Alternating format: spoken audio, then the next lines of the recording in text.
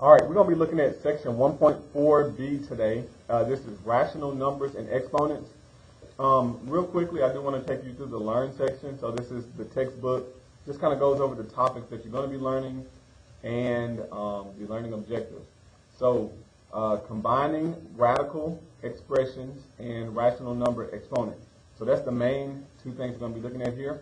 And I'm just going to kind of run you through. There's only 6 pages, so not a whole lot. So the first thing that they show you is combining radical expressions. So most of the way I teach is by example, so I'll be going through my own example, but you have examples here that they kind of work through step by step and tell you what they're doing so that you can combine these radicals. So I'm going to skip over that one because we'll be doing that in a bit. But rational number exponents, these are some definitions and some symbolic forms to help you translate it when you have numbers. So it's showing you meaning. If you have a and they're wanting you to see that this 1 over n is an exponent, telling you n is a natural number, so some positive whole number, then you can rewrite this. They rewrite this expression a to the 1 over n, that n is going to be the root of your radical. So if n was 2, it would be square root. If n was 3, this would be 3, and it would be cube root. So anytime you see a fractional exponent, 1 on the top, a number on the bottom, you can rewrite it just like this. Now, in other forms, you might have a to the m divided by n. So you have 2 numbers. M and n are both positive numbers. That's what natural numbers mean. They have to be positive whole numbers. So 1, 2, 3, 4, 5, and so on work. N cannot be 0. Of course, you cannot divide by 0. That's even in exponent form. You can rewrite that expression, a to the m over n.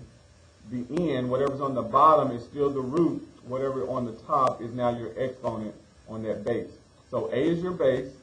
M is the exponent. Whatever's on the top stays up top. Whatever's on the bottom comes outside, and that's your root. So it says you can either work it one of 2 ways. You can either put parentheses around the square root, do the root first, and then raise it to a power, okay? Or you can have it like this and raise it to the power first underneath the radical, and then do the root.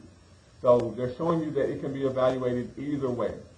And then if it was negative, okay, you would just move it down. So you see how you have a little, it's kind of hard to see, but there's an additional small line outside. If it was negative, okay, outside of this fraction, in order to make it positive, you would just move that term to the bottom, and then you can do the same thing. This would just be on the bottom.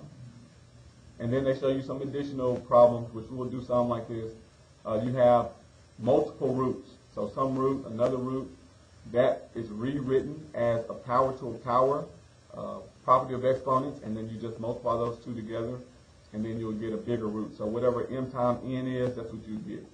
And if it was negative, then you just put them on the bottom. That's what they want you to see here.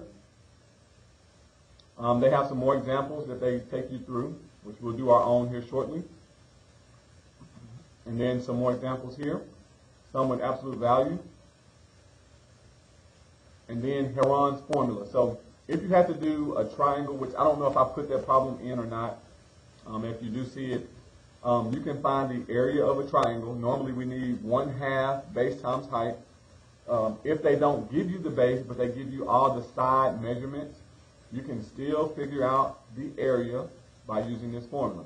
So area is equal to the square root of s times s minus a times s minus b times s minus c. And they're showing you that s is going to be equal to all 3 sides added up. So they're saying the length of sides are a, b, and c. So that's all 3 sides of a triangle. You add them all up, divide by 2, and whatever value you get, that's what you're going to be using for s. And it will change from problem to problem. I have an example here.